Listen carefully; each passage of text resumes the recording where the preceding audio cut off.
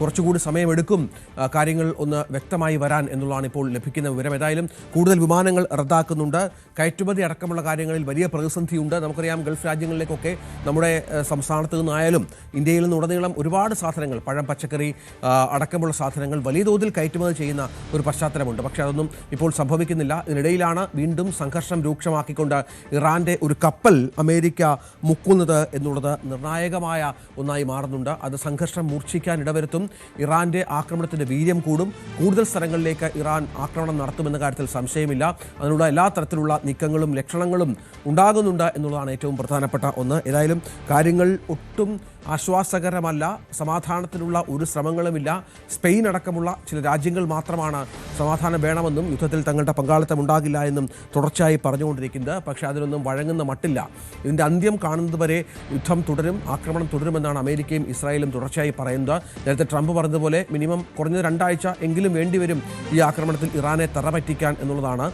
നേരത്തെ ട്രംപ് പറഞ്ഞിരുന്നു, ഞങ്ങൾ ശരിക്കുള്ള ആക്രമണം ആരംഭിച്ചിട്ടില്ല എന്നും പറഞ്ഞു വെച്ച പശ്ചാത്തലം കൂടിയുണ്ട്. അത്തരത്തിൽ അത് എങ്ങനെ, അതിൻ്റെ പ്രത്യാഘാതം എന്തായിരിക്കും എന്നുള്ളത് കാത്തിരുന്ന് കാണേണ്ടി വരും. വളരെ പ്രധാനപ്പെട്ട വാർത്തകളായി തന്നെ ഇത് പുറത്തു വരുന്ന പശ്ചാത്തലം കൂടിയുണ്ട്. ഏതായാലും നമുക്ക് കാത്തിരുന്ന് കാണണം എന്താകും ഇതിൻ്റെ പ്രശ്നങ്ങൾ എന്നുള്ളത്. ഇന്ത്യയെ സംബന്ധിച്ചിടത്തോളം വലിയ തിരിച്ചടി പല മേഖലകളിലുണ്ട്. ഓയിലുമായി ബന്ധപ്പെട്ട പ്രതിസന്ധിയുണ്ട്. അതിനിടയിലാണ് റഷ്യയോട് ഇന്ത്യ കൂടുതൽ ഓയിൽ ആവശ്യപ്പെട്ടിട്ടുണ്ട് എന്നുള്ള വാർത്തകൾ പുറത്തു വരുന്നത്. കൂടുതൽ ഓയിൽ നൽകാം എന്ന് റഷ്യ സമ്മതിച്ചിട്ടുണ്ട് എന്നാണ് ഇപ്പോൾ മനസ്സിലാകുന്നത്. നമുക്ക് ഈ ഹോർമൂസ് കടലിടുക്കിലെ പ്രശ്നങ്ങൾ ഇന്ത്യയെ കാര്യമായി ബാധിച്ച പശ്ചാത്തലത്തിൽ കൂടി ചേർത്ത് വേണം ഇത് പറയാൻ. ഇല്ലെങ്കിൽ ഇന്ത്യയുടെ 95 ലക്ഷം ബാരൽ ക്രൂഡ് ഓയിൽ ഇന്ത്യക്ക് പുതുതായി റഷ്യ നൽകും എന്നുള്ള വിവരം കൂടിയാണ് ഇപ്പോൾ പുറത്തു വരുന്നത്. അമേരിക്കയുടെ സമ്മർദ്ദമുണ്ടായിട്ടും നമ്മുടെ സ്വന്തം ഊർജ്ജ സുരക്ഷ നിലനിർത്തിക്കൊണ്ട് റഷ്യയിൽ നിന്ന് കൂടുതൽ എണ്ണ വാങ്ങാനാണ് ഇപ്പോൾ തീരുമാനമെന്നാണ് മനസ്സിലാകുന്നത്. ഇത് ആഭ്യന്തര വിപണിയിലെ ഇന്ധനത്തിന് ലഭ്യത കുറയ്ക്കാൻ സഹായകരമാകുമെന്നാണ് റിപ്പോർട്ട്. ഖത്തറിൽ നിന്നുള്ള ദ്രാവക പ്രകൃതിവാതകത്തിൻ്റെ വിതരണം ഏതാണ്ട് നിലച്ച മട്ടാണ്. നമുക്കറിയാം, അത് നിർത്തിവെച്ച പശ്ചാത്തലമൊക്കെയുണ്ട്. അത് വരാനിരിക്കുന്ന ആഴ്ചകളിൽ ഇത് വലിയ പ്രതിസന്ധി ഇന്ത്യക്ക് സൃഷ്ടിക്കുമെന്ന കാര്യത്തിൽ സംശയമില്ല. ലോകത്തെ ഏറ്റവും വലിയ എണ്ണ ഇറക്കുമതി രാജ്യങ്ങളിൽ ഒന്നുകൂടിയാണ് ഇന്ത്യ. നമ്മുടെ 90% ക്രൂഡ് ഓയിലും ഇറക്കുമതി ചെയ്യുന്ന രാജ്യമാണ് ഇന്ത്യ എന്നുള്ളത് നമ്മൾ ചേർത്ത് വെക്കണം. അതിന് ഇപ്പോൾ റഷ്യയുടെ സഹായം ഇന്ത്യക്ക് ലഭിക്കുന്നു എന്നുള്ളതാണ്. ഗ്യാസ് വിതരണത്തിലും സഹകരിക്കാൻ റഷ്യ സന്നദ്ധത അറിയിച്ചിട്ടുണ്ട് എന്നാണ് ഇപ്പോൾ ലഭിക്കുന്ന വിവരം. വരുന്ന ആഴ്ചകളിൽ റഷ്യൻ കപ്പലുകൾ ഇന്ത്യൻ തീരത്തേക്ക് എത്തുമെന്നാണ് നമുക്ക് ലഭിക്കുന്ന വിവരം. ഈ കപ്പലുകളിൽ നിന്നുള്ള എണ്ണ ഈ നമ്മുടെ രാജ്യാന്തര പ്രശ്നങ്ങൾ, നമ്മുടെ ഈ ലോക്കലായിട്ടുള്ള ഇന്ധന വിതരണവുമായി ബന്ധപ്പെട്ട പ്രശ്നങ്ങൾ പരിഹരിച്ചേക്കുമെന്നാണ് മനസ്സിലാക്കേണ്ടത്. ഹോർമൂസ് കടലെടുക്ക് അടച്ചതാണ് ഇപ്പോൾ ഇത്തരത്തിലൊരു പ്രതിസന്ധിയിലേക്ക് നയിച്ചത് എന്നുള്ളതാണ് നമുക്ക് ലഭ്യമാകുന്ന വിവരം. നമുക്കറിയാം, 40% എണ്ണ ഇറക്കുമതിയും അല്ലെങ്കിൽ എണ്ണയുടെ വ്യാപാരവും നടക്കുന്ന ഈ മേഖലയിലാണ് എന്നുള്ളതാണ്. രാജ്യത്തെ എണ്ണ ശുദ്ധീകരണശാലകൾ 56 ലക്ഷത്തോളം ബാരൽ ക്രൂഡ് ഓയിൽ പ്രതിദിനം സംസ്കരിക്കുന്നുണ്ട്. അപ്പോൾ അതിനാവശ്യമായ ഓയിൽ വേണം. ഏതാണ്ട് 3 ആഴ്ചത്തേക്കുള്ള ഓയിൽ മാത്രമാണ് നമ്മുടെ പക്കൽ സ്റ്റോക്ക് ഉള്ളത് എന്നത് ഏറ്റവും നിർണായകമായ ഒന്നാണ്. ഏതായാലും കാത്തിരുന്ന് കാണണം എന്താണ് സംഭവിക്കുന്നത് എന്ന കാര്യത്തിൽ. യുദ്ധത്തിൻ്റെ രീതിയും മട്ടും ഭാവമൊക്കെ മാറുമോ എന്നതും പ്രധാനമാണ്. ഇത്തരത്തിൽ ആക്രമണങ്ങൾ നടന്നാൽ ഇതിപ്പോൾ ഇറാനെ വല്ലാതെ പ്രകോപിപ്പിച്ച് കാണും പാർവതി, സംശയമില്ലാത്ത കാര്യമാണ്.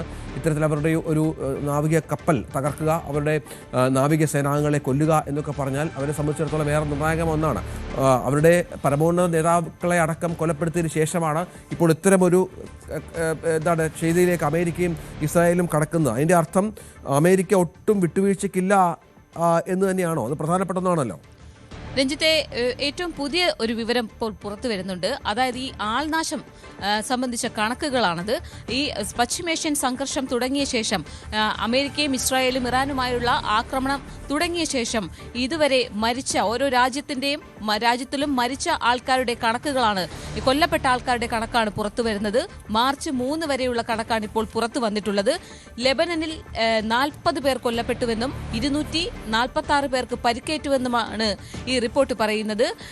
ഇറാനിൽ 1000-ലേറെ പേർ കൊല്ലപ്പെട്ടു, 100 കണക്കിന് ആളുകൾക്ക് പരിക്കേറ്റു. നമുക്കറിയാം, ഏറ്റവും കൂടുതൽ ആൾനാശം സംഭവിച്ചിട്ടുള്ളത് ഇറാനിലാണ്. 1000-ലേറെ പേർ ഇവിടെ കൊല്ലപ്പെട്ടിട്ടുണ്ട്, 100 കണക്കിന് ആളുകൾ പരിക്കേറ്റു.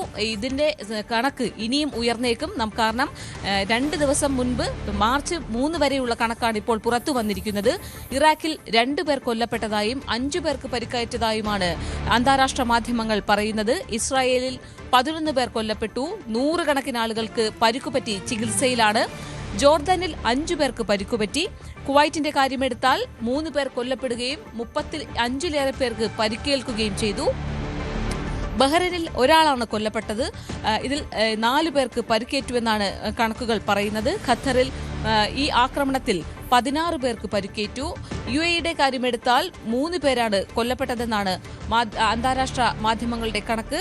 ഇതുവരെ പുറത്തു വന്ന കണക്ക്. മരണസംഖ്യ ഇനിയും ഉയർന്നേക്കും. ഇത് ഒരുപക്ഷെ 2 ദിവസത്തിന് മുൻപുള്ള കണക്കാണ് ഇപ്പോൾ അവർ പുറത്തുവിട്ടിരിക്കുന്നത്. 68 പേർക്കാണ് UAEയിൽ പരിക്കേറ്റിട്ടുള്ളത്. സൗദി അറേബ്യയുടെയും സൈപ്രസിന്റെയും കാര്യങ്ങൾ ഇതിൽ വ്യക്തമാക്കുന്നില്ല. ഈ മേഖലയിലും ആക്രമണം ഉണ്ടായിട്ടുണ്ട്. ഇവിടുത്തെ കണക്കുകളും പുറത്തു വരാനിരിക്കുന്നതേയുള്ളൂ. US മിലിറ്ററിയുടെ ഭാഗത്തു നിന്നുള്ള 6 പേർ കൊല്ലപ്പെട്ടു. ഇതിൽ 18 പേർക്ക് പരിക്കേറ്റുവെന്നുമാണ് അന്താരാഷ്ട്ര മാധ്യമങ്ങളുടെ അല്പസമയത്തിന് മുൻപ് പുറത്തുവിട്ട കണക്കുകളിൽ പറയുന്നത്. 12 രാജ്യങ്ങളിലാണ് ഇതുവരെ കാഷ്വാലിറ്റീസ് റിപ്പോർട്ട് ചെയ്തിട്ടുള്ളത്. ഈ തുടരുന്ന സംഘർഷ സാഹചര്യം കണക്കിലെടുത്ത് കൂടുതൽ പേർക്ക് പരിക്കേൽക്കാനും മരണസംഖ്യ ഉയരാനുമാണ് സാഹചര്യം. ഒപ്പം കുവൈറ്റിൽ നിന്ന് ആശങ്കയുണ്ടാക്കുന്ന പുതിയ വിവരങ്ങൾ വരുന്നത് നേരത്തെ നമ്മൾ സൂചിപ്പിച്ചതുപോലെ തന്നെ കുവൈറ്റ് തീരത്ത് നിന്നും 30 നോട്ടിക്കൽ മൈൽ അകലെ ഉണ്ടായ സ്ഫോടനമാണ്. അത് United kingdom maritime trade operations ആണ് ഈ സ്ഫോടനം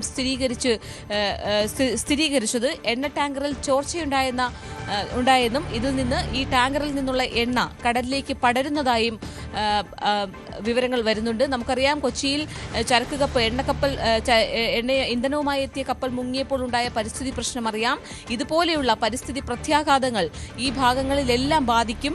അതും വലിയ ഗുരുതരമായ പരിസ്ഥിതി പ്രശ്നങ്ങൾക്ക് ഇടയാക്കുമെന്നാണ് ആശങ്ക. രഞ്ജിത്ത്, അതാണ് സാഹചര്യം. ഏതായാലും എല്ലാ 12ഓളം രാജ്യങ്ങളെ യുദ്ധം ബാധിച്ചിട്ടുണ്ട്.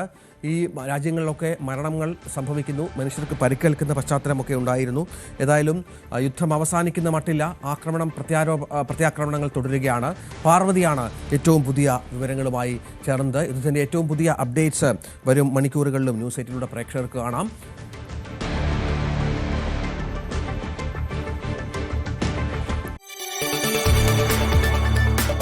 കൂടുതൽ വാർത്തകൾക്ക് news 18 Keralam YouTube channel subscribe ചെയ്യുക.